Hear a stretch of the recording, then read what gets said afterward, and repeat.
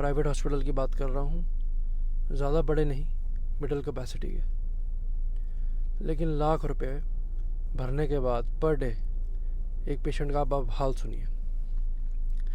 Oxygen नहीं है, हमसे ये शर्त रखी गई कि आप ऑक्सीजन अपनी लाओगे। ऑक्सीजन हमने दी, खाना पीना हॉस्पिटल ने नहीं दिया, वो हमने भेजा। रेमडेसिविर इंजेक्शन हमने अरेंज किए, कल जो लाइव किया था तो कई लोगों ने सपोर्ट करी है हमें, मैं थैंक यू करना चाहूँगा। विश्वास है देश में अगर कोरोना के खिलाफ एक नेशनल प्लान होगा तो हम सभी राज्य सरकारें और केंद्र सरकार मिलके इस दिशा में काम करेंगे। सर, कोरोना की वजह से दिवंगत आत्माओं को शांति मिले। हाँ जी सर।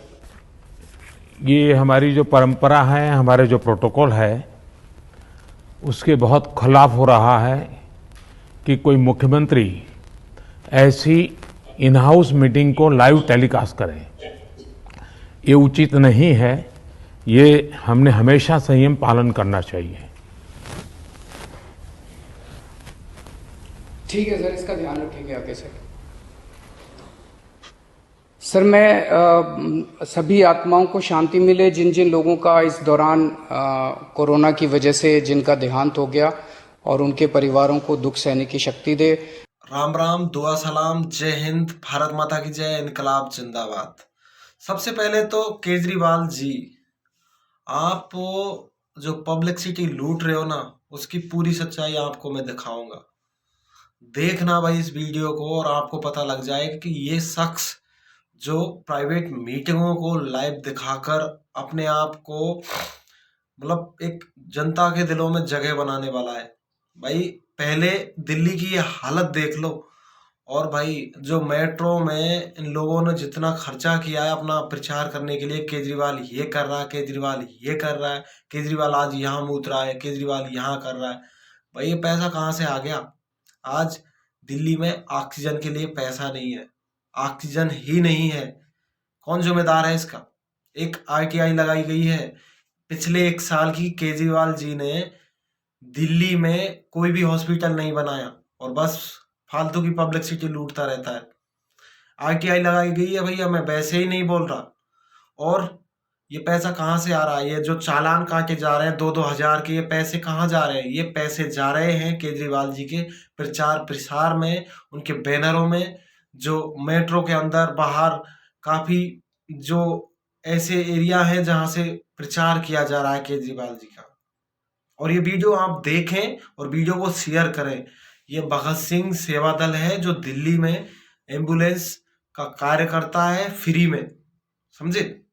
आप हालात देख लीजिए क्या हैं। अभी हम शमशान घाट पे खड़े हैं, यहाँ से गिनती शुरू करो। 1 एम्बुलेंस, 2 एम्बुलेंस, तीसरी, चौथी, 5वीं, 6ठी, 7वीं और उसके आगे 8वीं।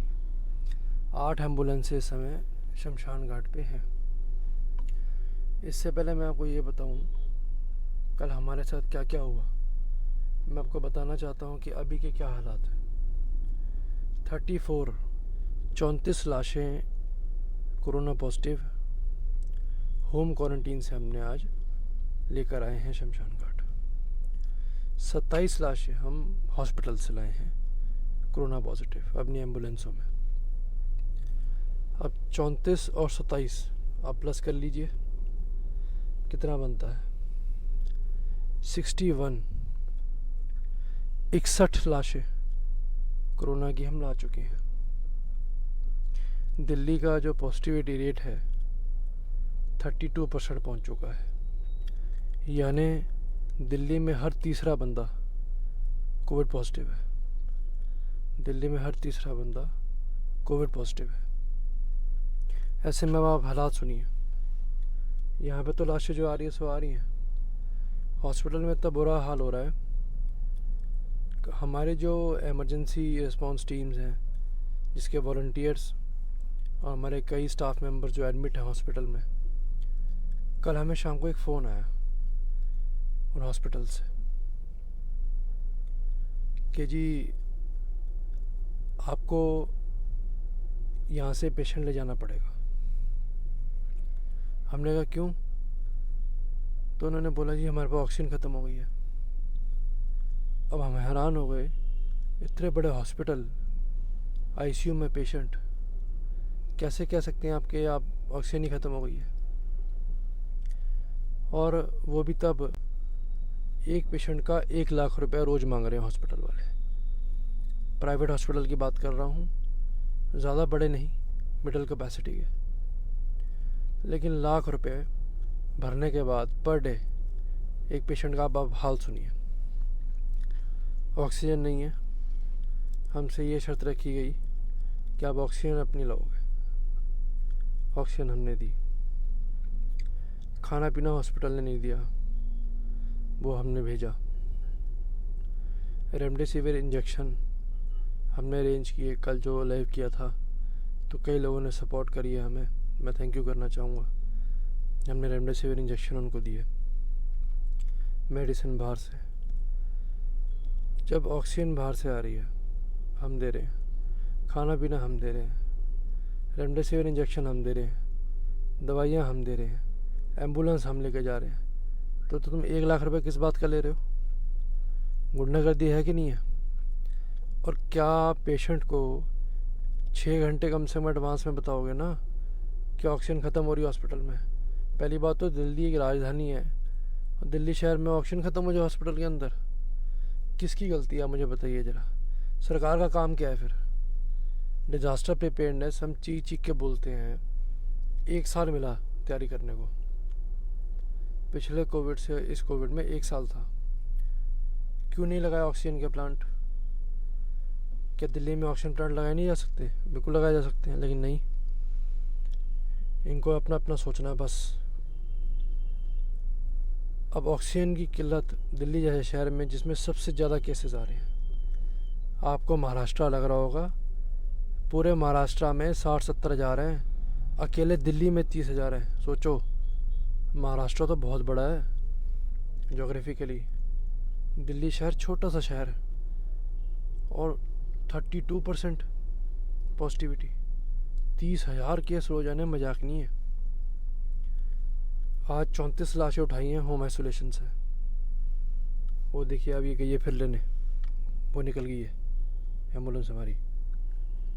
34 लाशें घर से उठाई हैं, 27 हॉस्पिटल से, और यही नहीं है, रात 9-10 बजे तक अभी आती रहेंगी बॉडीज़। कच्ची जगह थी उसे भी ले लिया, शमशान बना दिया, वहाँ भी लाशों के लिए भी जगह नहीं बची। मुझे एक बात समझाइए कि जब आप हॉस्पिटल में कुछ भी नहीं दे रहे, पहले आप रिश्वत मांगते हैं बेड के लिए, फिर आप कहते हैं लाख लाख रुपए भरो पर डे। जब ऑक्सीजन, मेडिसिन, खाना सब हमने करना है, तो हम लाख रुपए किस बात के भरें? और एकदम से कल जो कहा गया ना पेशेंट को कि ले जाओ ऑक्सीजन ख़त्म हो गई है, आपको पता है कल कितनी डेथ हुई है दिल्ली में? 270 से ज़्यादा डेथ। आपको क्या पता कि कोई कैसे मरा है? आपको पता है कितने लोग ऐसे मर गए होंगे जिनकी ऑक्सीजन घट गई होगी हॉस्पिटल में? बताया नहीं। बताया ये गया होगा पेशेंट को, फैमिली को, पेशेंट की फैमिली को कि जी कोविड से मर गया, सीरियस था बहुत। असल कारण नहीं बताया गया होगा कि ऑक्सीजन डाउन चली गई है, ख़त्म हो गई है। कई पेशेंट बेचारे जिन्हें एम्बुलेंस में ले गए, शिफ्ट करना पड़ा, हॉस्पिटल ने हाथ खड़े कर दिए। कई तो हॉस्पिटल में जब उनको शिफ्ट किया तो एम्बुलेंस में उनकी डेथ हो गई होगी कि जी आप लेके जा रहे हैं पेशेंट को, कितने घंटे का बैकअप दिलेंगे? अब आप सोचिए, आपका पेशेंट एडमिट हो हॉस्पिटल में, सोच के देखिए ज़रा, आपका पेशेंट एडमिट हो हॉस्पिटल में और आपको ये कह दिया जाए, आपका पेशेंट हॉस्पिटल में एडमिट है और आपको ये कह दें ले जाओ किसी और हॉस्पिटल में, खड़े पैर आप कैसे कोई हॉस्पिटल अरेंज करेंगे? खड़े पैर आप कैसे एम्बुलेंस अरेंज करेंगे? मुझे आप समझाइए। तो कहीं ना कहीं मुझे लगता है कि ये बहुत बड़ा प्रॉब्लम आ रही है। खड़े पैर कह दिया जा रहा है पेशेंट्स को, ये मजाक नहीं है, सोच के देखिए आप। कि आपका पेशेंट एडमिट है और आपको खड़े पैर फ़ोन आ गया कि पेशेंट को ले जाओ। अब आप खड़े पैर ऑक्सीजन कहाँ से पैदा करेंगे? पूरी दिल्ली में ऑक्सीजन है ही नहीं। आप खड़े पैर एम्बुलेंस कहाँ से पैदा करेंगे? खड़े पैर दूसरा हॉस्पिटल कहाँ से पैदा करेंगे? बेड कहाँ से लाएंगे? फिर लाखों रुपए कहाँ से लाएंगे? बहुत बड़ा मजाक चल रहा है जी। अब मैं आपको तरीका बताऊं कि आप कैसे बचोगे। तो तरीका यही है, सरकार पे, हॉस्पिटल पे विश्वास अपना हटा लो। आप अपना घर में ही बैठे जब तक ये वेव टल नहीं जाती, क्योंकि दिल्ली के अंदर जो ये लॉकडाउन लगा है, पहले लग जाता तो कई जानें बच जाती, लेकिन बहुत नुकसान हो चुका है। अब जो ये गेम है ये हाथ से निकल गई ये सबके। अब ये सारा पाला चला गया हॉस्पिटल के हाथों में। अब जो जा रहा है ना पेशेंट, वो वापस नहीं आ रहा। इसलिए मैं आपसे रिक्वेस्ट करना चाहूँगा, ऑक्सीजन नहीं है, पेशेंट मर रहे हैं ऑक्सीजन की कमी से, और एकदम जो कहा जा रहा है कई तो एम्बुलेंस में मर जाते हैं। खड़े पैर आईसीयू में पेशेंट को अगर बोल दिया जाए किसी और हॉस्पिटल में ले जाओ, कहना आसान है, शिफ्ट करने में कितना पैसा, कितनी पावर चाहिए सोचिए आप। अगर आपकी कोई बातचीत नहीं है ना, पहुंच नहीं है, तो बस वो देखिए और आगे लाश। हालत देखिए जरा आप, ये देखिए, ये भगवान।